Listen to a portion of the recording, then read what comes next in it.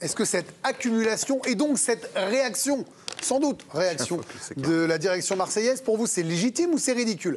Regardons vos ardoises et vous me dites c'est légitime pour Alicia et pour Karim, c'est usant pour Benoît, mais il y a peut-être de quoi dire quand même. Pour Vincent c'est ridicule avec 3 points d'exclamation, c'est légitime avec 2 points d'exclamation pour Ludo. Et j'invoque le 5e amendement, Raphaël évidemment, bien évidemment mon lapin. Il est dans l'actu. C'est pas une démocratie ici, mais enfin, bon, vous avez le droit quand même de vous exprimer de temps en temps. Usant. Vous me dites que c'est usant. C'est-à-dire que là, vous trouvez que le spectacle donné, sans aller même sur le fond, sur la forme, ça vous... Ça me fatigue, comme l'a fait il y a quelques années Jean-Michel Aulas. Je me souviens, même lorsque je jouais à Bordeaux, souvent Jean-Michel Aulas descendait sur le terrain ou en conférence de presse, à chaque fois, disait les arbitres ont fait ça, c'est une honte. Enfin, c'était sans arrêt.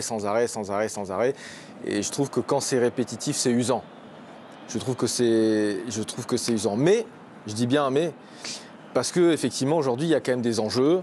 Le championnat est quand même très serré, mis à part le Paris Saint-Germain. Et je pense qu'un point reste un point. Et un penalty qui peut vous donner 2 points de plus. Une victoire, c'est 2 points de plus hier soir. Donc, il y a penalty ou pas pour vous, puisque vous êtes défenseur?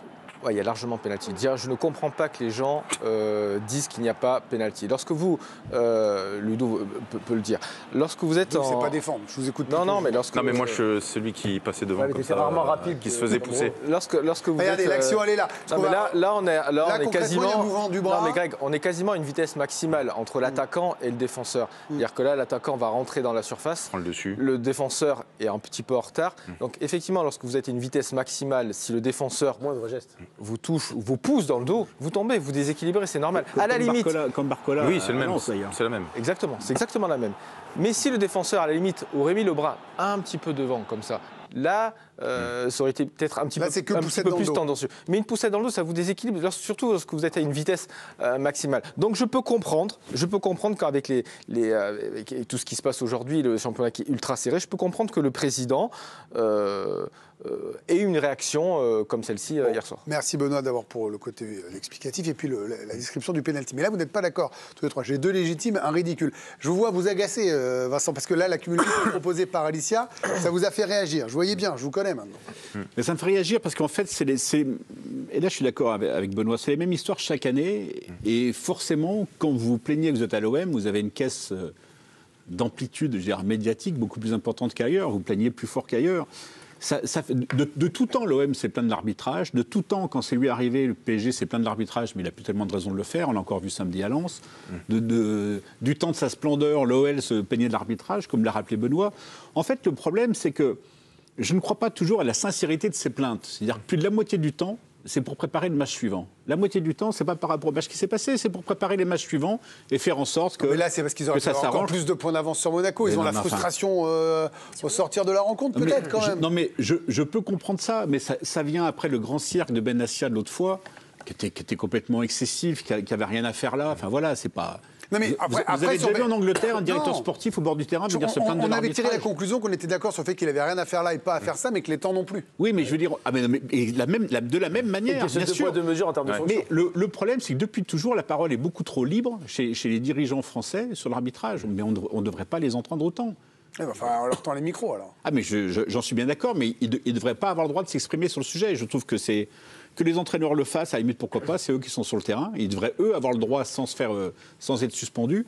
Mais les dirigeants, ça fait beaucoup de tort au football que les dirigeants parlent de tout et de n'importe quoi de cette manière. Après, carrément, évidemment, on ne parle plus que de ça, en fait. C'est-à-dire que même là, le terrain est éclipsé. On a fait 10 secondes sur la faute. On parle à peine, alors peut-être un peu dans le baromètre du 1-1 de l'OM qui, finalement, laisse échapper le PSG, mais s'éloigne un peu de Monaco. Vous voyez, je veux dire, ça fausse même la lecture sportive. On parle que de ça. Et vous avez raison, parce que si on s'arrête 2 minutes sur le sportif, Marseille, à domicile, ne doit pas laisser échapper 2 points contre Strasbourg hier. Très clairement, la première période de Marseille, quand l'OM laisse partir Emega dans le dos comme ça, c'est fou, c'est une énorme erreur. Strasbourg a très bien joué, mais Strasbourg est à la portée de l'OM. Le Marseille que l'on vient de voir contre Lille en Coupe de France cette semaine, ou le Marseille que l'on voyait ces dernières semaines, logiquement, devait venir à bout de cette équipe strasbourgeoise. Effectivement, après le match, quand on a cette lecture-là, et moi j'emboîte le pas de Benoît, et je pense que Ludo sera d'accord avec ça, sur cette fameuse faute ou pas faute de Jonathan Rowe. Sur Rowe, bon, on peut siffler, pas siffler, c'est le propre du football. On a la VAR maintenant, donc la VAR, normalement, doit minimiser les erreurs. Et là, ce n'est pas le cas. C'est une erreur hier et de l'arbitre et de la VAR de ne pas donner penalty. Quand il est à pleine vitesse comme ça, la moindre main, il ne doit pas défendre avec la main. Et là, quand on revoit cette action-là, c'est quand même absolument lunaire que ni l'arbitre ni la VAR n'aient donné penalty à Marseille. Après, qu'il y ait agacement derrière, ça vient clôturer une semaine frustrante pour Marseille. Semaine frustrante avec l'élimination en Coupe de France. Donc sportivement, l'OM ne peut pas aller gagner cette coupe-là. Semaine frustrante aussi parce qu'il y avait eu précédemment ce qui s'était passé avec Mehdi Benassia, effectivement, dans ce match-là contre les Lillois. Donc je comprends, moi, quand je dis légitime, je comprends la frustration des Marseillais. C'était d'ailleurs le titre de l'équipe aujourd'hui. Je comprends cette frustration. Je comprends aussi que Pablo Longoria aille sur un plateau de télévision pour expliquer sa frustration, comme le faisait à l'époque Jean-Michel Aulas, comme le faisait à l'époque un autre président que Marseille a bien aimé, Pape Diouf, le faisait aussi. Et il y a eu une période, juste pour terminer, entre Pape Diouf et aujourd'hui Longoria, où finalement les dirigeants marseillais se plaignaient très peu de l'arbitrage et mettaient un peu moins la pression sur l'arbitrage. Moi, je trouve que l'OM redevient un grand club en faisant ça. Mais alors, ça marche pas. Bah non, Ludo, ça marche pas. Moi, c'est mon avis. Ça peut pas être ta vision du foot, quand même. Si, c'est mon avis. Ta vision du foot, c'est qu'il faut qu'on la semaine de l'arbitrage. Quand Leonardo le faisait, quand Mourinho le faisait, quand Aulas le faisait, on criait au génie. Bah, moi, je trouve que c'est normal que Marseille se plaigne quand il y a des erreurs d'arbitrage aussi colossales et aussi grotesques. Mais ça marche pas, Ludo. Enfin, je veux dire, là, ils se plaignent, et ils sont quand même pas sifflés, là, par exemple. Non, ça ne marche pas. C'est le cas de le dire, puisque ça fait quand même maintenant pas mal de fois, et sur des choses assez grossières. Pour moi, hier, sur l'action de Jonathan Rowe, tu peux pas être dans l'arbitrage depuis 10 ans, 15 ans, 20 ans et te dire que si tu connais un peu le ballon, tu peux pas te dire qu'il n'y a pas faute sur cette action-là. Ils ont même pas sollicité la vidéo. On n'a même pas pris le temps. C'est le VAR qui n'a pas sollicité. Mais non, mais vous vous rendez compte quand même. Le problème qu'il y a aujourd'hui, alors je vais aller plus loin parce que le problème est plus profond que l'Olympique de Marseille, à savoir s'il y a vraiment Marseille est dans l'œil du cyclone ou pas. C'est plus profond que ça. C'est qu'aujourd'hui on fonctionne avec des instances. Les joueurs, la Fédé, la Ligue, tout le monde assume les conséquences de ses actes, de ses résultats, de tout ça. Et il y a une instance qui est au cœur de notre jeu, qui est dans une opacité totale, qui ne communique jamais. On ne sait aucunement ce qui se passe à l'intérieur de cette corporation-là.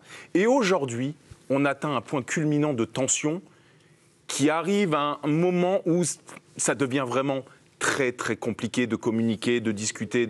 Donc pour moi, aujourd'hui, la corporation arbitre est au centre de beaucoup de choses. Je respecte les arbitres, je les ai toujours respectés. Mais le système aujourd'hui dans lequel est l'arbitrage et cette opacité, par rapport à ce qui s'est passé hier.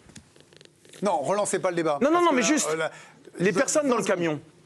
Quelle sera leur sanction? Quelle sera est-ce que dans le classement ils sont d'évalués de combien?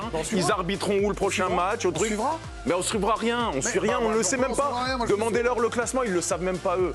On va le trouver, on va fouiner, on va enquêter. Mais non, mais il est là. Il y a beaucoup de choses à dire, mais vous savez, l'émission a beau être longue, il faut aussi qu'on enchaîne parce que ça bouge au niveau des transferts, notamment du côté de l'OM et du PSG. Vous restez avec nous, à l'OL également, ça s'active. On aura la Cap Mercato, donc le tout au goal, tous les buts de la Serie A.